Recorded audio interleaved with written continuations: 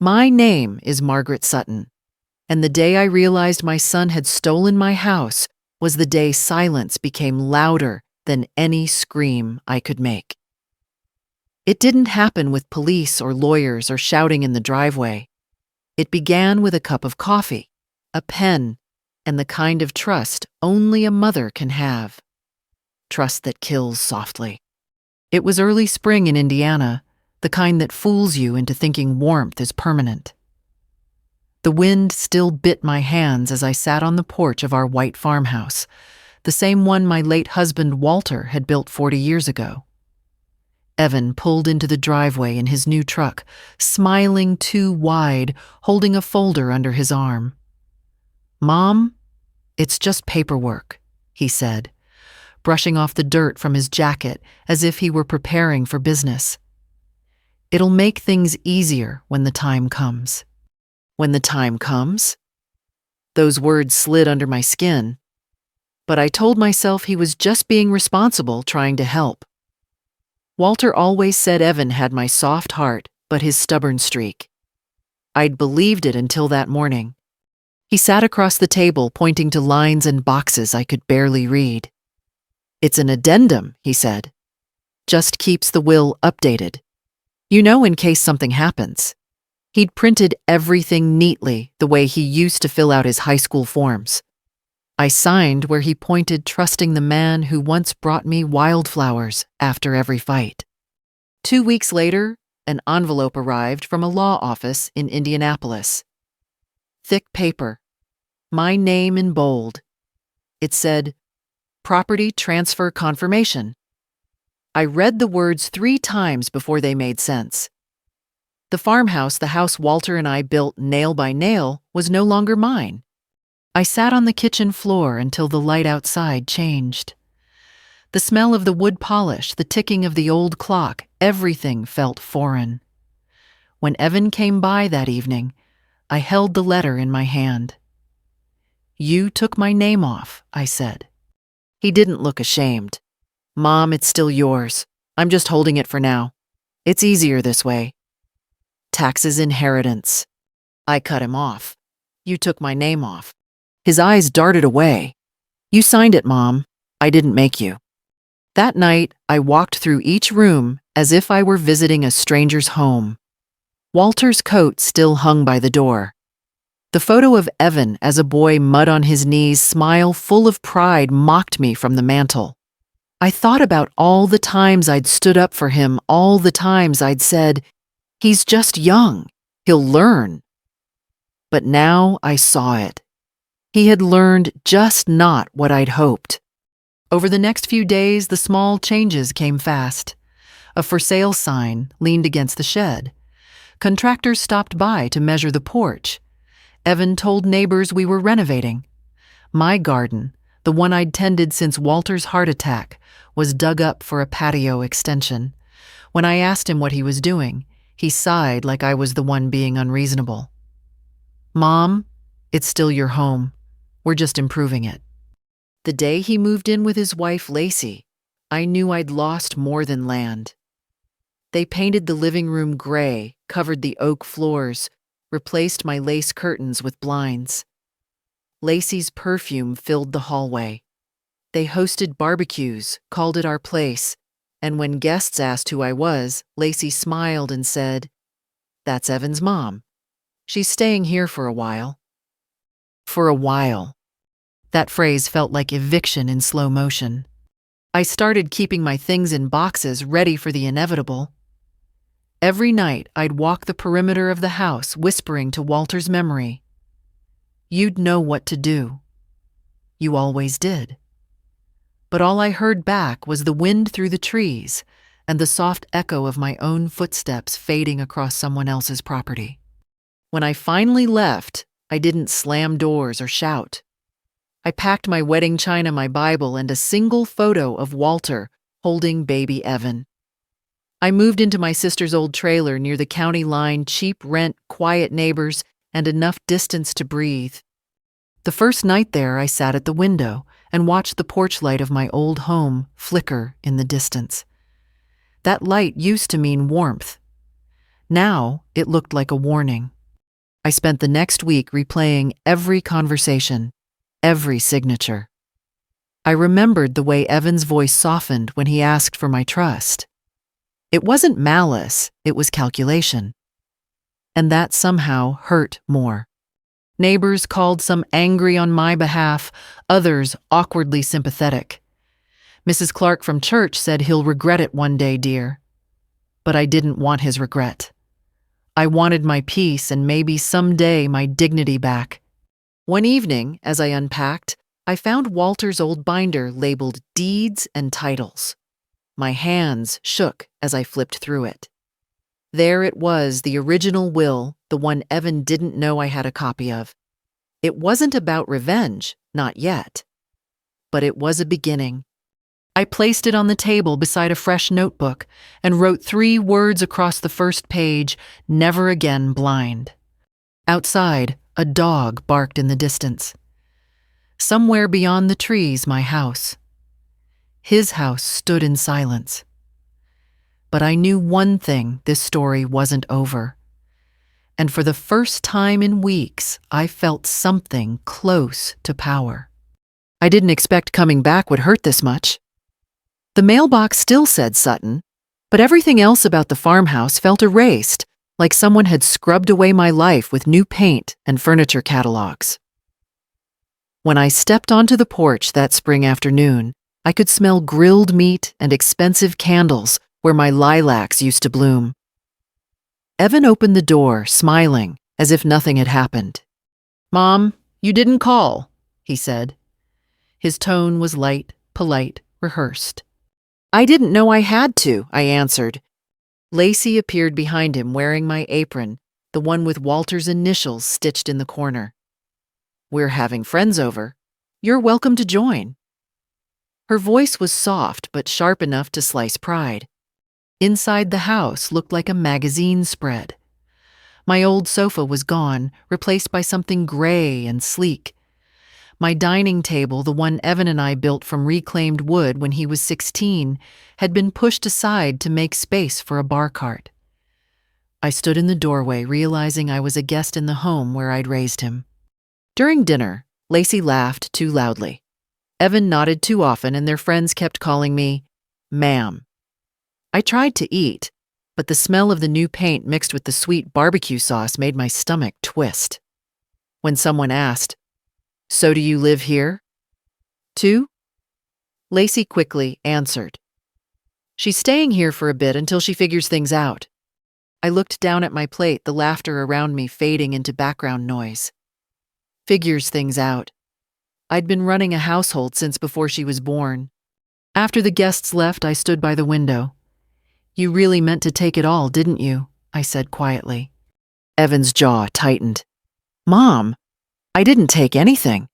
You signed it. You wanted me to have it eventually." "That wasn't eventually, that was now." He sighed as if I were a child throwing a tantrum. "We'll make it work. You can stay as long as you need." Stay. That word carried the sting of charity. Over the next few weeks, I tried to adjust. I cooked breakfast in silence, only to find Lacey had already ordered takeout. I watered the flowers, but Evan said they'd be replacing the beds with paving stones. At night, I could hear them talking in the living room plans about remodeling, renting, maybe even listing, if the market stayed high. One morning, I went to the shed to get my garden tools and found them gone. Evan had donated them to clear space. I stood staring at the empty shelves, the faint smell of soil and oil lingering in the air, and felt something inside me click, not in anger, but in understanding. He didn't see me as family anymore. I was an obstacle. A week later, Lacey's cousin came over with boxes. "We're moving your things upstairs," she said cheerfully. "We're turning the guest room into an office." That night, I started packing quietly.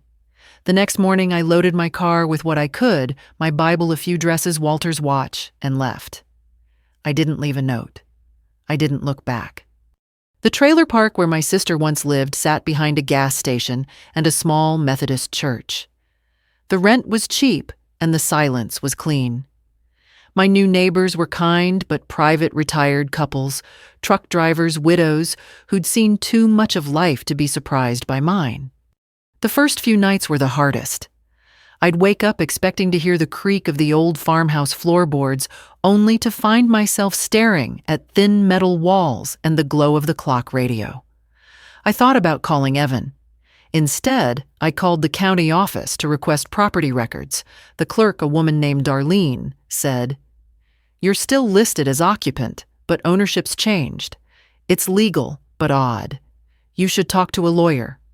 That's when I remembered Mr. Chambers. He'd handled Walter's will years ago, a patient man with gray hair and kind eyes. When I visited his office, he shook my hand firmly. "Margaret Sutton," he said, "it's been a while. What brings you in?" I laid the papers on his desk. "My son asked me to sign this." He read in silence for a long minute, adjusting his glasses. "Did you have independent counsel at the time?" "No, just him." He sighed, tapping the corner of the paper. "This addendum transfers ownership upon a condition of incapacity. That word's flexible. If he claims you're unable to manage affairs, he can act on your behalf." So he could take it before I even— "Yes," Chambers said softly. "It's legal, but not moral." I sat there, hands folded tight. "Can I get it back?"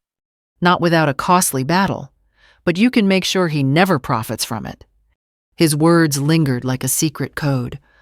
When I left his office, I didn't feel defeated. I felt awake. That night, I made tea, opened a notebook, and began listing everything I'd learned, the date I signed the witnesses. The addendum's phrasing, the county's contact number. I wasn't sure what my plan was yet, but for the first time since signing that cursed paper, I had direction. Weeks passed, and I started volunteering at the courthouse archive downtown. At first, I just sorted old deeds and records. Then I began reading them, learning how property rights were layered, how clauses worked, how life estates could override transfers. Every afternoon I'd take notes. I even struck up a friendship with one of the clerks, a widower named John, who said paperwork can steal faster than people with guns. I smiled sadly. I know. By summer, I'd memorized enough law to fill a binder. I didn't have revenge yet, but I had knowledge. And sometimes knowledge is the first quiet step toward justice. One evening, I walked past my old farmhouse on the way to the grocery store. The porch light was still on, but the windows were dark. A for sale sign leaned against the wall again. The irony almost made me laugh. I whispered to the wind, "You'll learn, Evan. Not everything you own stays yours." And I kept walking. Mr. Chambers's words echoed in my head for days. You can make sure he never profits from it. They played like a slow, steady drumbeat while I washed dishes, folded laundry, or watched the church parking lot fill up on Sundays. I wasn't after punishment. I was after balance. Evan had taken the roof from over my head. I would take the comfort from under his. I started simple. Every morning, I walked to the county library and sat by the big window in the archives room. The clerks there knew me by name now. I studied everything, tax codes, property terms, the meaning of life estate. The words looked foreign at first, but over time, they began to make sense, like a new language of quiet power. One afternoon, an older gentleman named Harold, a retired realtor, sat beside me. "You working on something, Mrs. Sutton?" he asked. "Just learning what I should have known years ago," I said. He smiled. "People think a signature is just ink. It's not. It's a key. You better know what door it opens." That night, I couldn't sleep. I took out my folder copies of everything Mr. Chambers had given me and began to highlight, underline, cross-reference. And that's when I saw it, a single line buried in the middle of the clause. Grantor retains life tenancy for the remainder of her natural life. It meant I could live there until I died, legally. Evan owned the title, but I owned the time. I drove to Mr. Chambers's office the next morning. So this means... He nodded before I could finish. He can't remove, you can't sell without your consent, and can't force you to leave. He probably didn't even notice that clause. Most young men don't read fine print. I smiled for the first time in months. Then let's make sure it stands. He helped me file a life estate declaration with the county recorder's office. It cost me $48 and 2 hours, but the satisfaction was priceless. When I left the courthouse, the autumn sun felt warmer than it had all year. I didn't move back into the house, not yet. I wanted him to feel the weight of his choices before I reclaimed a single inch of that porch. Instead, I sent him a letter through his lawyer. As per the life estate provision, I will retain my right of residence and access to the property at will. The next evening, Evan called. His voice was tight. "What is this, Mom? You're trying to scare me."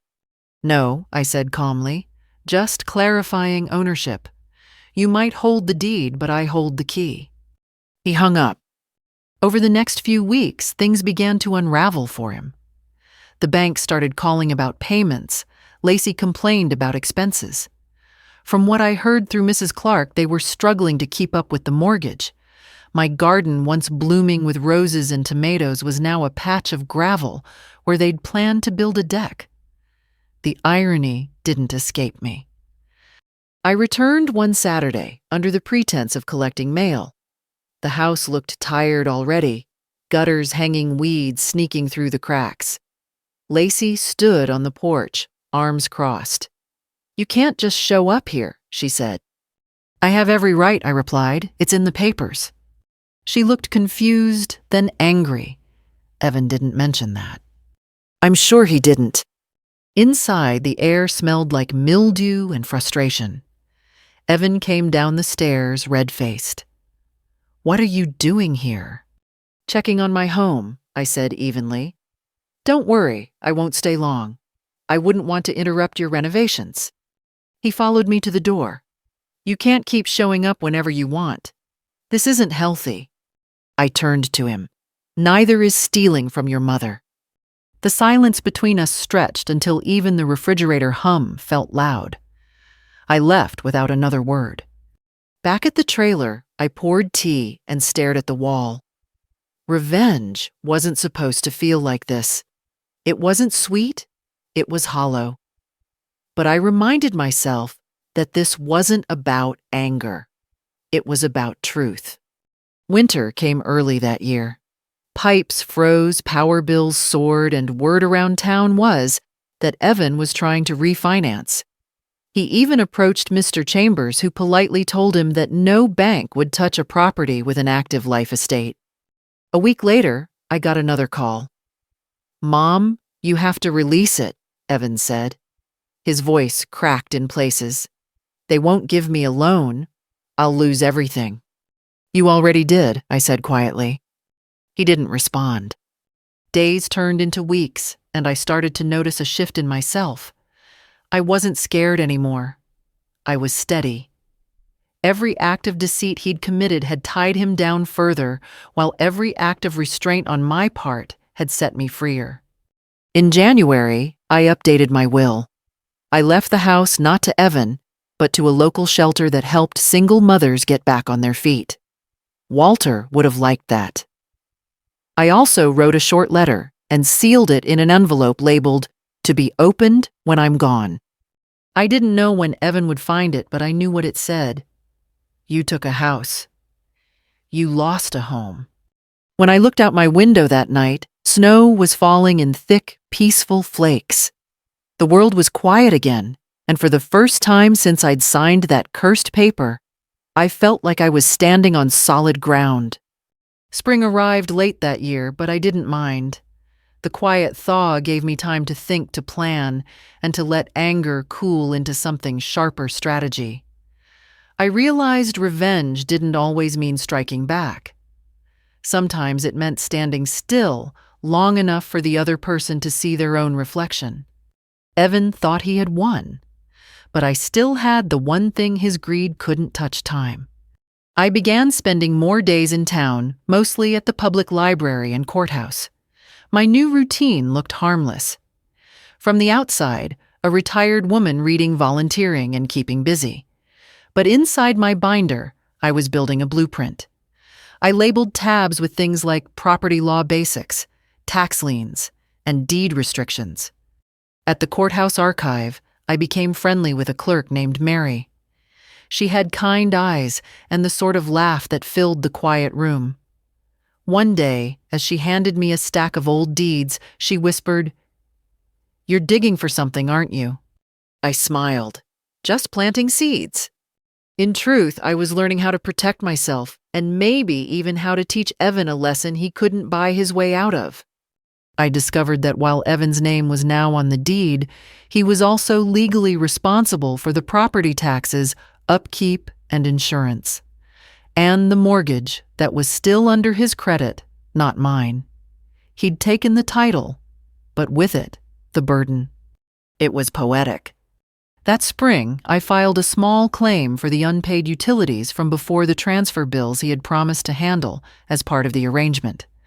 It wasn't much, but it got his attention. He showed up at my trailer one evening, knocking hard enough to rattle the door. "Why are you doing this?" he demanded. I stayed seated at my table, hands folded on my notebook. "Doing what, Evan?" "You filed a claim. You're trying to ruin my credit." I looked him straight in the eye. "I'm not ruining anything. I'm reminding you who you ruined." His face flushed red. "You're my mother." "Then act like my son." He didn't answer. He turned and stormed off, tires spitting gravel as he drove away. After he left, I sat for a long while staring at the fading sunlight on the wall. I felt no joy, no satisfaction, just an ache where love used to be. But the ache was honest. The next week, I started volunteering at the church's financial literacy program. We helped seniors read through their insurance policies, wills, and loan papers. Most of them reminded me of myself, trusting soft-spoken, believing that family would always do right by them. When I told them my story in small pieces, not as confession, but as caution, they listened with wide eyes. One woman said, "Honey, I wish someone had told me that before my nephew got his hands on my deed." That night, I realized something. Maybe the real revenge wasn't against Evan. Maybe it was against ignorance, mine and every mother's who ever signed something out of love. By summer, the whispers started spreading around town. People talked about how Evan Sutton had done his own mother wrong. I never spoke against him publicly, but truth has a way of walking without permission. Lacey began showing up at church less. I heard from Mrs. Clark that Evan was looking to sell the house, but the life estate clause made that impossible. He called again one humid July evening. "Mom, they won't buy it with your name on there. Please just sign a release." Release from what I asked softly. From living there. From all the legal stuff. "I can't move forward like this."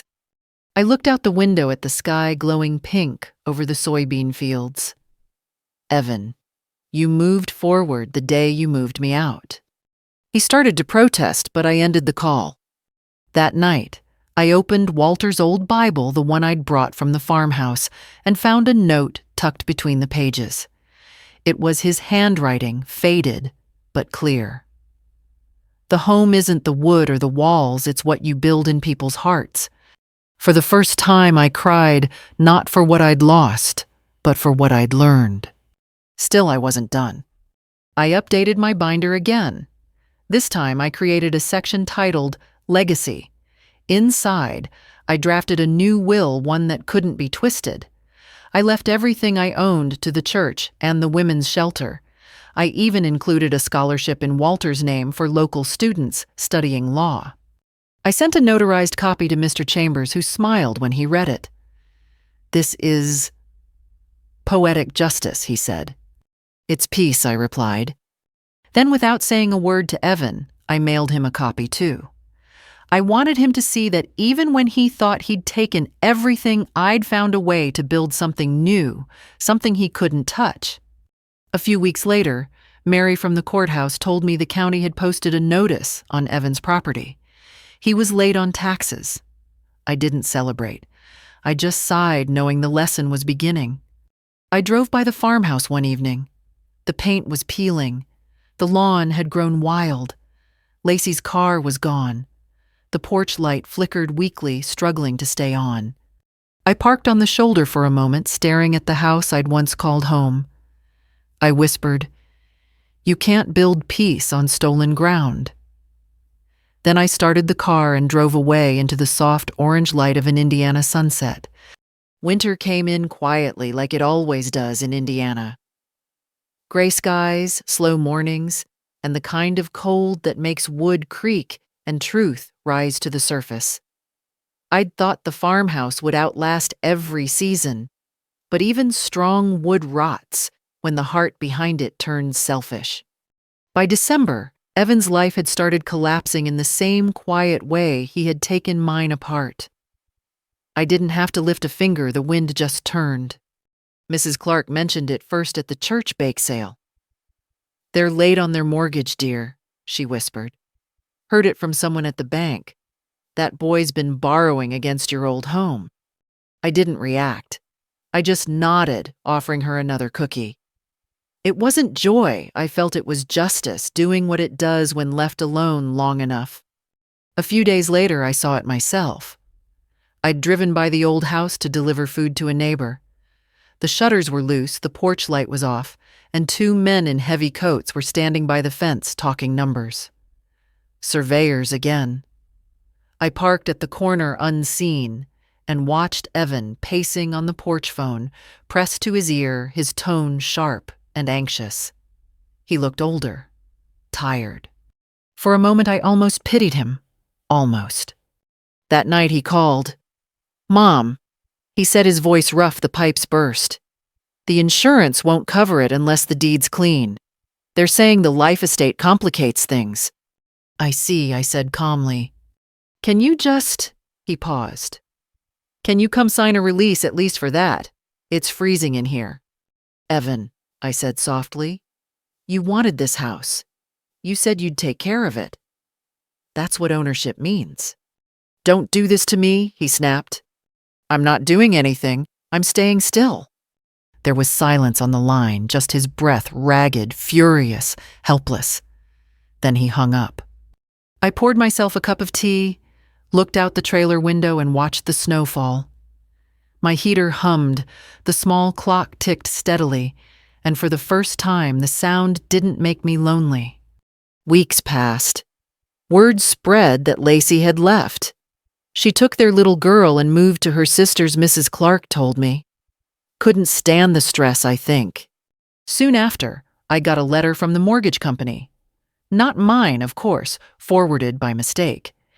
It listed Notice of Foreclosure Proceedings. I folded it carefully, placed it in an envelope, and mailed it to Evan with no note. He needed to read the consequences in his own hands. A month later, there was a knock at my door. When I opened it, Evan stood there, thinner, pale, his eyes sunken. The boy who once built me birdhouses looked like a man who had forgotten what home meant. "I didn't come to fight," he said quietly. I don't know where else to go." I motioned for him to sit. He looked around the trailer, taking in the small kitchen, the second-hand lamp, the space I'd made mine. "You really live here?" he asked. "Yes," I said, "and I sleep well." He rubbed his face. "They're taking the house. Everything. I don't even know what to tell Emily." I studied him for a long time before answering. "Tell her the truth. Tell her greed costs more than it pays." He nodded slowly, tears threatening, but never falling. "I thought I was doing the right thing," he whispered. "I thought if I took control." "You lost control," I said gently. "And you lost me." He buried his face in his hands. For a brief second, I almost reached out to him almost. But sometimes love has to stay still too. When he left, he didn't ask for help and I didn't offer it. But when the door closed behind him, I whispered a quiet prayer, not for punishment, but for understanding. A few weeks later, I drove by the farmhouse again. The for sale sign was gone. The windows were boarded. The yard, once filled with tulips and tomatoes, was bare except for snow. I parked, got out, and walked up the old path. The front door was locked, but I didn't need to go inside. The memories were already there. Walter fixing the porch swing, Evan running barefoot in the rain, me calling them in for supper. I laid my hand on the cold railing and said softly, "You took my house, son, but you couldn't take my peace." Then I walked away, leaving my footprints to fill with snow behind me. That evening, I sat at my table, wrote a note to Mr. Chambers, and enclosed a check for a local shelter, enough to fix their heating system for winter. The note read, "For those who still believe in home." When I sealed the envelope, a warmth spread through me. Not triumph, not even forgiveness. Just a quiet knowing that the storm had passed. Spring returned like a cautious visitor. Soft light, muddy roads, and the smell of thawed earth. I planted tulips outside the trailer. Bright red ones, the same kind Walter loved. Every morning, I'd sit on the steps with my coffee, watching them push through the soil and think about how life finds its way back after winter, quietly but surely. Then one day, a letter came in the mail. No return address, just my name typed in uneven letters. Inside was a folded document, the official foreclosure notice for the Sutton farmhouse. It wasn't addressed to me, but to Evan. Still, my hands trembled as I read it. The house that once echoed with laughter with birthdays and Christmas mornings now belonged to the bank. I drove past it that evening, parking a little ways down the gravel road. The porch railing was gone. A restricted entry sign hung crooked on the door. Through a cracked window, I could see dust floating like ghosts. That house had witnessed every chapter of my life, and now even its walls were giving up. Across the field, I saw a man standing near the fence line. Evan. His shoulders sagged, his hands deep in his pockets. He turned, and for the first time in a long time, he didn't look angry, just lost. I got out of the car and walked toward him. Neither of us spoke at first. We just stood there watching the house fall apart in silence. "She's gone," he said finally. "The house, Lacey, everything." I nodded, "I know." He laughed once, a sound half broken. I thought owning things would make me stronger. I thought taking control would fix something inside me. I looked at him carefully. "You were trying to fill an emptiness that never needed filling with walls or titles." He swallowed hard. "I messed up, Mom." "Yes," I said, "but you're still breathing. You still get to learn." He stared at me, waiting for anger that didn't come. "You're not going to say I told you so." "No," I said softly. "I don't need to." The wind blew between us, carrying the faint smell of rain. I handed him a small envelope. "I came here to give you this." He frowned, opening it slowly. Inside were photocopies, the old will, the life estate declaration, and the new will, the one that left everything to charity. His eyes moved across the pages, confusion turning to recognition. "You're leaving it all?" "To strangers," he said quietly. "To people who understand what a home means," I answered. "Not just what it's worth." He folded the papers carefully, his hands shaking. "You're really done with me, aren't you?" I looked out at the gray sky. "I'm done with being hurt by you." "That's not the same thing." He nodded once, then turned back toward the house. We stood there a few moments longer, mother and son separated by choices heavier than wood or brick. Then he whispered, "I don't deserve you," and walked away. I didn't call after him. Some things have to echo before they fade. Weeks passed. The farmhouse was auctioned off quietly to a young couple expecting their first child. I saw them one afternoon standing on the porch, hands intertwined, pointing at the fields. They looked like Walter and me once did, hopeful, foolish, and ready to build something new.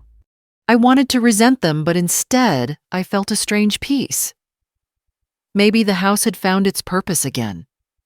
Maybe it had just been waiting to shelter love, not ownership. At church, the pastor asked me to speak during Sunday service about forgiveness and wisdom. I didn't think I had either, but I said yes.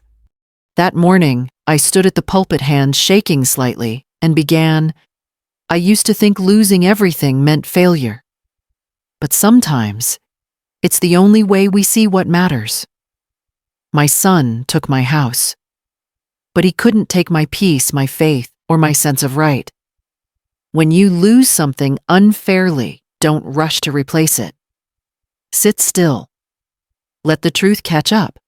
Afterward, an older woman came up and squeezed my hand. "You sound like someone who's made peace with pain," she said. Maybe I told her, or maybe I've just stopped mistaking pain for love. Outside the church, children were chasing each other in the yard. Their laughter carried through the cool air. I sat on the bench, feeling the warmth of the sun on my face. For the first time in a long time, I didn't look back. That evening, I mailed a check to the local women's shelter. In the memo line, I wrote, "For mothers rebuilding from nothing." I sealed the envelope, set it by the window, and whispered, "You can lose a house, but not your heart." Spring melted into summer, and with it came a peace I hadn't felt in years. The days stretched long and golden over the Indiana fields. My garden outside the trailer flourished rows of tulips, lavender, and tomatoes that Walter would have teased me for overwatering. The air smelled of cut grass and distant rain. Life was simple again, small but honest. I thought often about the house, about Evan, but not with anger anymore. Time has a way of sanding down even the sharpest edges. Some nights when the crickets sang and the breeze crept through my window, I'd imagine Walter sitting across from me, nodding like he always did when I learned something the hard way. "You did right," I'd hear him say. "You didn't fight fire with fire, you let it burn itself out." He was right. Evan's fire had burned everything it touched, including the part of him that once knew love. One morning, while volunteering at the church, I saw Evan walk through the door. He looked thinner, worn, but sober. Clean shirt, tired eyes. He nodded politely to the pastor, then spotted me stacking hymnals near the back pew. For a moment, we just stared at each other, two people who'd run out of words years ago. "Mom," he said softly. "Evan." He hesitated before speaking again. "I got a job with the city. Maintenance crew. It's not much, but it's something." I smiled gently. "Something's where everything begins." He stepped closer, holding a small envelope. "I wanted to give you this." Inside was a receipt, a donation made to the women's shelter in Walter's name. My throat tightened. I figured, maybe I could start by fixing one thing I broke, he said quietly.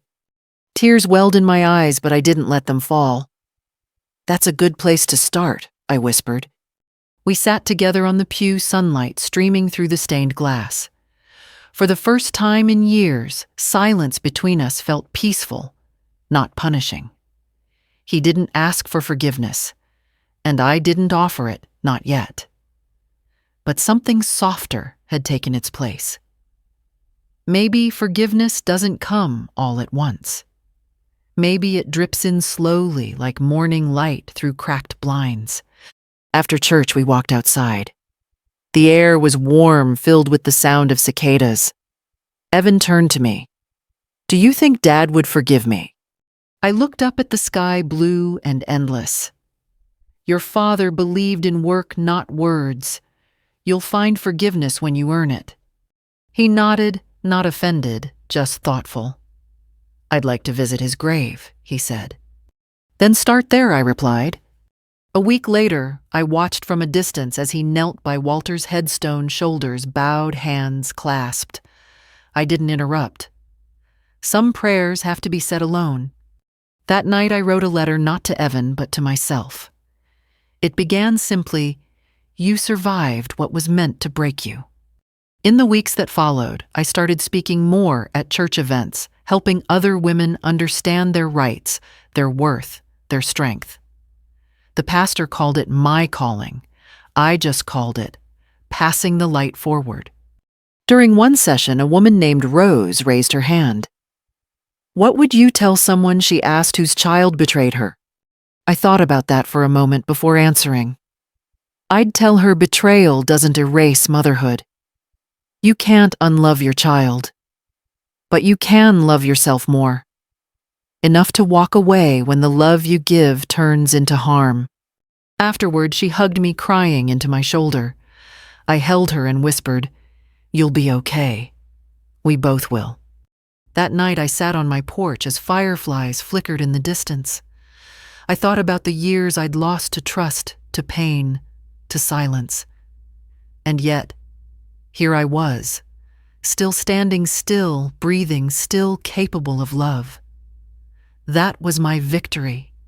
Before bed, I wrote one last journal entry in my notebook. Forgiveness isn't forgetting.